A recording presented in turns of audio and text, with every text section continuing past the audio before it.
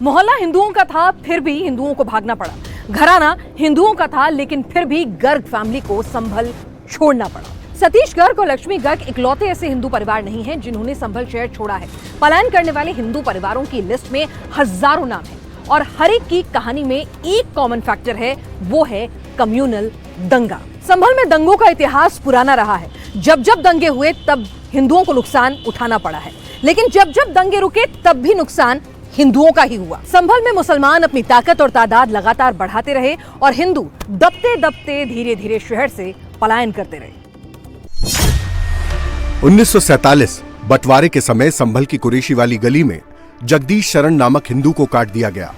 1948 संभल के हाकिम सराय में कटरा मोड़ पर दंगा हुआ, जिसमें 6 हिंदू मारे गए। शहर में 20 दिन तक कर्फ्यू लगा रहा। 1953 संभल में शिया सुन्नी संघर्ष हुआ। इसमें कई लोग मारे गए, लेकिन उनकी सही तादाद रिकॉर्ड में नहीं है। 1958 हिंट इंटर कॉलेज में हिंदू मुसलमान छात्रों के बीच दंगा हुआ। 10 से 12 हिंदू लड़के घायल हुए। 2 दिन कर्फ्यू लगा रहा। 1962 रुकनुद्दीन सराय के पास बीज गोदाम पर मुसलमानों ने जनसंघ के पूर्व विधायक महेश गुप्ता को चाकू मार दिया। 1976 फरवरी से अप्रैल के बीच दंगे भड़कते रहे, जिसमें 5 हिंदुओं को मारा गया। शहर में 6 दिन कर्फ्यू लगा रहा।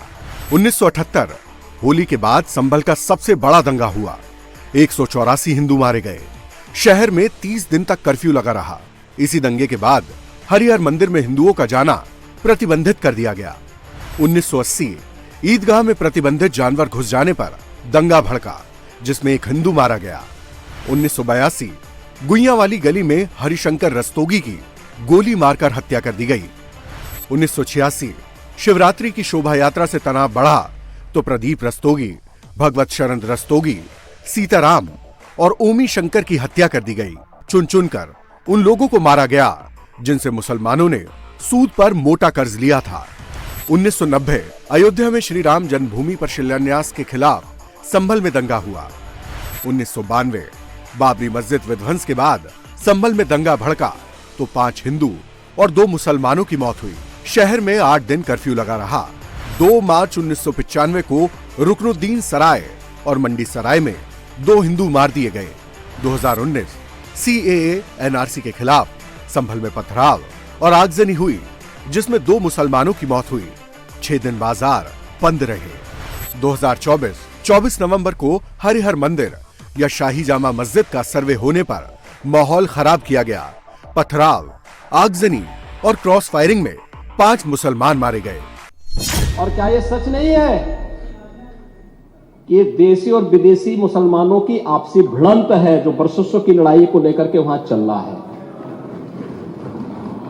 आप लोग सच पे पर्दा डालने का प्रयास कर रहे हैं, लेकिन एक चीज नोट करना कि सूर्य को, चांद को और सत्य को बहुत देर तक छुपा कोई नहीं सकता है, और सत्य जरूर सामने आएगा। और उसी सत्य के बारे में कहा जा रहा है। नेता प्रतिपक्ष कह रहे थे कि वहां की स्थिति ऐसी है कि अगर मंदिर आ भी जाएगा, मंदिर बन जाएगा। मैं कहता हूं, ये तो बाबरनामा भी कहता है कि हर मंदिर को तोड़ करके एक ढांचा खड़ा किया गया। आप तो एक श्रेष्ठ ब्राह्मण कुल में आपने जन्म लिया है। आप तो भारत के पुराणों की परंपरा पर विश्वास करते हैं। हमारा पुराण भी इस बात को कहता है कि भगवान विष्णु, श्री हरि विष्णु का 10वां अवतार संभल में ही होगा, उसी संभल में होगा।